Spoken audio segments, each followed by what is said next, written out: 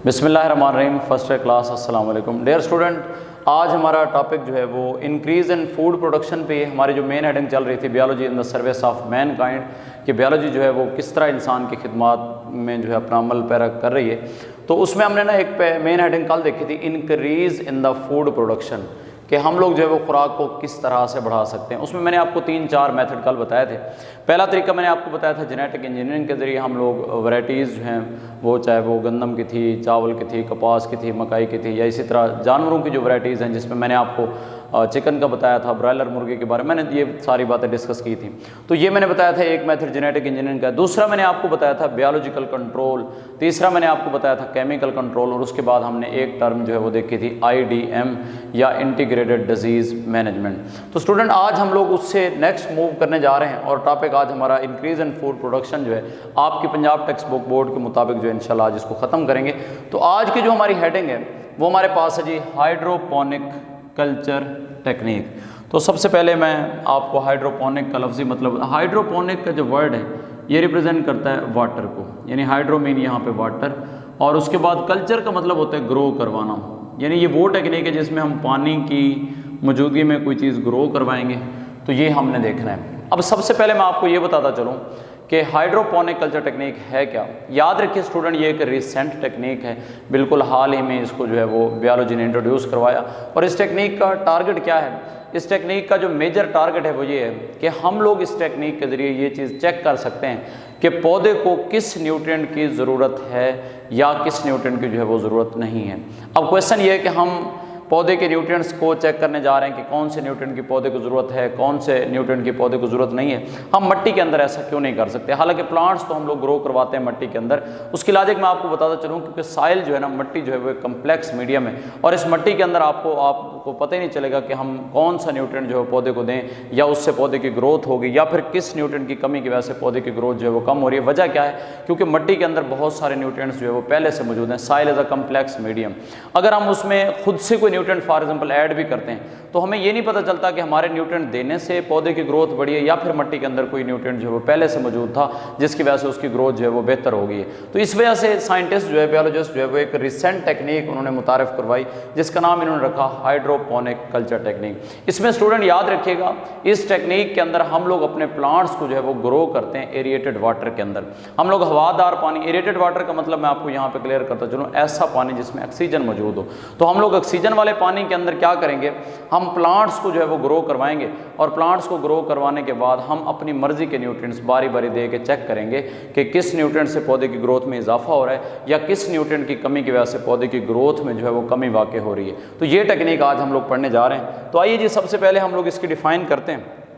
In this technique, इस technique के अंदर plants are grown in the aerated water. Student यहाँ पे आपने एक वर्ड याद रखना है, हम लोग यहाँ पे एरिएटेड वाटर यूज़ करेंगे। एरिएटेड वाटर मीन जिस पानी के अंदर ऑक्सीजन मौजूद होगी हम लोग उस पानी को इस्तेमाल करेंगे और फिर क्या देखेंगे, to which the nutrients, minerals and salts are added, जिसके अंदर हम लोग क्या क्या चीज़ें ऐड कर देंगे। हम उस ऑक्सीजन वाले पानी के अंदर हम न्यूट्रिएंट भी डाल देंगे, हम लोग साथ साथ प्लांट्स के लिए मिनरल भी डाल देंगे और उसके बाद हम लोग साल्ट्स भी यहाँ पे ऐड करेंगे।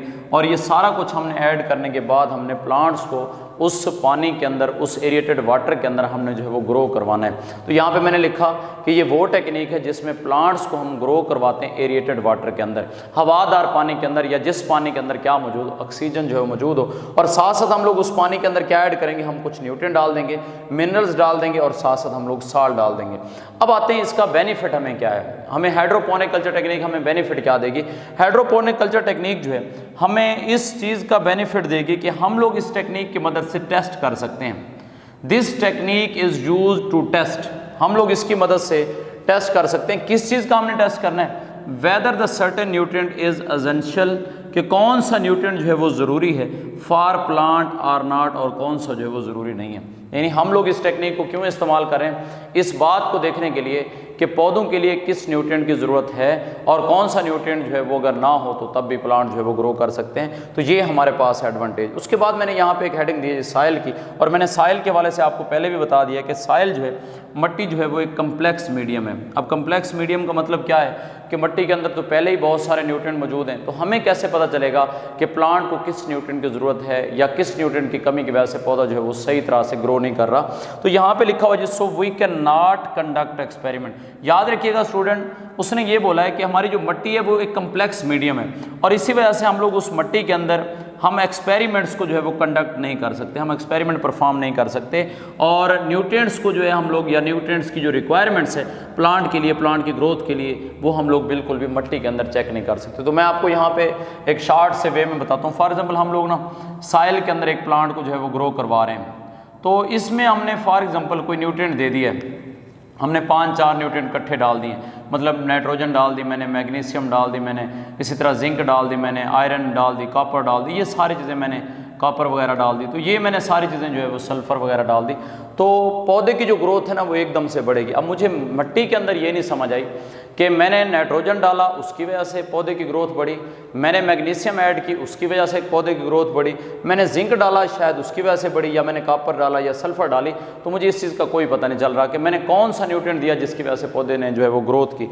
अगर मैं यहाँ पे ले लूँ एक एरिएटेड वाटर का एक टैंक ले लेता हूँ फॉर एग्जाम्पल, और मैं यहाँ पे अपना प्लांट जो है वो ग्रो करवाता हूँ, और इसमें मैं किसी क्लिप की मदद से इस प्लांट को जो है यहाँ पे बाइंड कर लेता हूँ, या फिर मैं यहाँ पे साइल की जगह पे, याद रखिए यहाँ पे इस टेक्निक के अंदर हम लोग मट्टी इस्तेमाल नहीं करेंगे, बल्कि मट्टी की तरह की चीज़ें, जिस तरह मैं आपको बता दूँ, हम लोग यहाँ पे यूज़ करेंगे ये पीट हम दलदली कोयले को इस्तेमाल करेंगे, या फिर हम कोल को इस्तेमाल कर लेते हैं। यानी हम मट्टी इस्तेमाल नहीं कर रहे कि पौधा जो है अपनी जगह पे पानी के अंदर रुक कर है, बल्कि उसकी जगह पे हम पीट या कोल इस्तेमाल करते हैं। तो इस्तेमाल करके मैं क्या करता हूँ, मैं एक कोई न्यूट्रिएंट देता हूँ, फॉर एग्जाम्पल मैं नाइट्रोजन दे के देखता हूँ, तो मुझे अलग से पता चल जाएगा कि भाई जब मैंने नाइट्रोजन डाली तो पौधे की जो ग्रोथ है वो एकदम से बढ़ गई।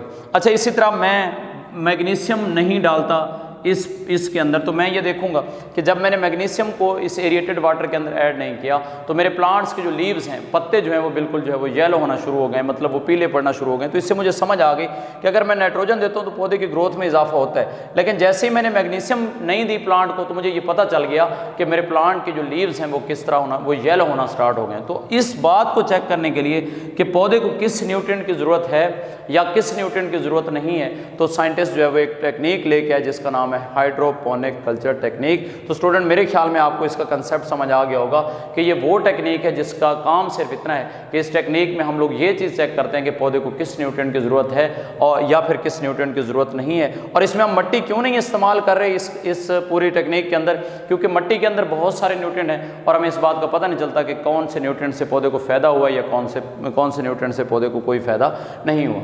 उसके बाद मैंने यहाँ पे एक टर्म लिखी है, एक बात लिखी है एस्ट्रोनॉट्स के हवाले से।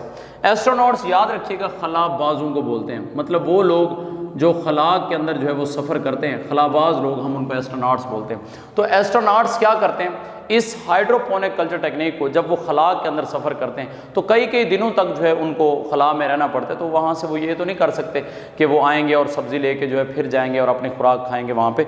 तो फिर वो क्या करते हैं मेरे बच्चे, इसी टेक्निक को यूज़ करते हैं, खलाबाज लोग इसी टेक्निक को यूज़ करते हैं। किस काम के लिए, फॉर ग्रोइंग द वेजिटेबल्स। वहाँ पर वो खला के अंदर इस टेक्निक से सब्जियाँ उगाते हैं ना, स्पेस लिखा हुआ है, तो मे use it for growing the vegetables. वो सब्जियाँ उगाने के लिए इसका इस्तेमाल करते हैं ना स्पेस खला के अंदर। मतलब खलाबाज जो हैं वो खला के अंदर हाइड्रोपोनिक कल्चर टेक्निक की मदद से अपने लिए क्या उगाते हैं, सब्जियां उगा सकते हैं। उसके बाद हम लोग आते हैं लास्ट पॉइंट की तरफ, और लास्ट पॉइंट बड़ा ही इंपॉर्टेंट है कि hydroponic farming is not yet possible. अभी तक हाइड्रोपोनिक जो फार्मिंग है या बड़े पैमाने पर जो हाइड्रोपोनिक कल्चर टेक्निक जो है वो फिजिबल नहीं है, वो पॉसिबल नहीं है। इसका मतलब क्या है कि हम लोग अगर 1-2 पौधे या 2-4-10 पौधों के लिए तो हम लोग ये कर सकते हैं कि हम उनको चेक करें कि उनमें किस न्यूट्रिएंट की कमी है, कौन सा न्यूट्रिएंट देना चाहिए, कौन सा नहीं देना चाहिए, ये तो हम चेक कर सकते हैं। तो ये पॉइंट जो लिखा हुआ है लास्ट वाला वो ये है कि हम बड़े बड़े एकड़ जो है, एकड़ों के फार्म में हाइड्रोपोनिक कल्चर टेक्निक को अभी तक इस्तेमाल नहीं कर सकते कि हम 1 एकड़ उगा लें जी इससे प्लांट्स का, 2 एकड़ उगा लें, 3 एकड़, इस तरह हम लोग अभी तक नहीं कर रहे। मे भी आने वाले फ्यूचर में शायद हो सकता है कि फ्यूचर में ये टेक्निक जो है हाइड्रोपोनिक कल्चर टेक्निक जो है ये फार्मिंग के लिए भी फिजिबल हो जाए, लेकिन फ़िलहाल जो है अभी ये बिल्कुल जो है वो फिजिबल नहीं है। तो स्टूडेंट मैं ये बता रहा था कि हमारी जो फूड प्रिजर्वेशन की जो टेक्निक है कि हमने खुराक को प्रिजर्व करना है, हम लोग क्यों कर रहे हैं, ताकि हमारी जो खुराक है वो ख़राब ना हो, और हमने अगर जब इसको लॉन्ग डिस्टेंस तक भेजना है तो उसके लिए भी क्या हम लोग करेंगे, हम इसको प्रिजर्व करके भेजेंगे। अब आते हैं हम लोग उन टेक्निक्स की बात करते हैं जिनको इस्तेमाल करके हम अपनी खुराक को जो है प्रिजर्व कर सकते हैं। तो 2-4 टेक्निक्स हमारी यहाँ पे दी हुई हैं, जिनमें सबसे पहले है ड्राइंग, यानी हम खुश्क करके किसी भी चीज़ को भेज सकते हैं। सेकंड हमारे पास है फ्रीजिंग, मुंजमद करके, और थर्ड हमारे पास है स्टीरिलाइजेशन। ये वो टेक्निक है जिसमें ड्राइंग है, फ्रीजिंग है या फिर स्टीरिलाइजेशन की टेक्निक है, हम इनको इस्तेमाल करके अपनी खुराक को जो है प्रिजर्व कर सकते हैं। उसके बाद स्टूडेंट हम बात करते हैं मेन टेक्निक की, कि जो हमारे पास मेन टेक्निक है जिसके ज़रिए हम आज हमारे टॉपिक में ये दी हुई पास्चराइजेशन टेक्निक, ये बड़ी अहम टेक्निक है। तो इसमें उसने लिखा हुआ है one method of preservation is pasteurization. इन तीनों के बाद, यानी ड्राइंग के बाद, फ्रीजिंग के बाद, स्टीरिलाइजेशन के बाद, एक जो अहम तरीन आपके पास टेक्निक है वो प्रिजर्वेशन है। तो हम प्रिजर्वेशन का मेथड देखते हैं। सबसे पहले स्टूडेंट याद रखिएगा, प्रिजर्वेशन किस साइंटिस्ट ने पास्चराइजेशन का मेथड जो है ये मुतारफ़ करवाया। लुईस पास्चर नामी साइंटिस्ट था जिसने फूड को प्रिजर्व करने के लिए पास्चराइजेशन की टेक्निक इस्तेमाल करवाई। इस बंदे ने क्या बोला कि आप लोग अगर अपनी खुराक को प्रिजर्व करना चाहते हो तो आप उस खुराक को क्या करो, 60 से 70 या 75 डिग्री तक उसको हीट दो। अच्छे से हीट देने से उसमें मौजूद जो पैथोजेनिक बैक्टीरिया होंगे, जो माइक्रोब्स होंगे, वो सारे के सारे किल हो जाते हैं, मर जाते हैं, और इजीली हमारी खुराक जो है वो क्या होती है, ख़राब होने से बच जाती है। तो यही बात यहाँ पे लिखी हुई है कि pasteurization technique developed by Louis Pasteur ने पहली दफ़ा इसको जो है वो मुतारफ़ करवाया, यूज्ड फॉर द प्रिजर्वेशन। ये टेक्निक हम किस काम के लिए इस्तेमाल करते हैं? 2 बातें यहाँ पे आपके टेक्स्ट बुक में लिखी हुई हैं, मिल्क एंड मिल्क प्रोडक्ट्स, कि दूध या दूध से बनी हुई जितनी भी प्रोडक्ट्स हैं हम उनको महफूज करने के लिए, उनको तहफ़्फ़ुज़ देने के लिए, उनको प्रोटेक्ट करने के लिए, उनको प्रिजर्व कर सकते हैं इस पास्चराइजेशन टेक्निक के ज़रिए। अब क्वेश्चन ये कि पास्चराइजेशन है क्या भला? तो मैंने यहाँ पे इसकी छोटी सी एक डिफ़ाइन लिख दी है, हीटिंग ऑफ अ लिक्विड, हम किसी भी लिक्विड को गर्म करें या फिर फूड को गर्म करें, किस काम के लिए? To kill the pathogenic bacteria, ताकि हम लोग पैथोजेनिक बैक्टीरिया उसमें से मारें।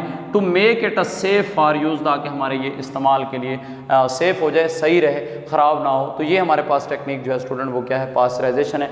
तो ये मैंने आज 2 टेक्निक आपके सामने रखी। एक मैंने हाइड्रोपोनिक कल्चर टेक्निक को मुतारफ़ करवाया कि ये क्या चीज़ है, और उसके बाद हमने बात की फूड की प्रिजर्वेशन की, हम अपने खुराक को जो है वो कैसे तहफ़्फ़ुज़ देते हैं। तो उसके लिए मैंने 3 टर्म आपको बोली, एक ड्राइंग के ज़रिए, दूसरा हमारे पास है फ्रीजिंग, और तीसरा हमारे पास स्टीरिलाइजेशन, और उसके बाद जो मेजर आज की हमने प्रिजर्वेटिव टेक्निक पढ़ी वो पास्चराइजेशन थी।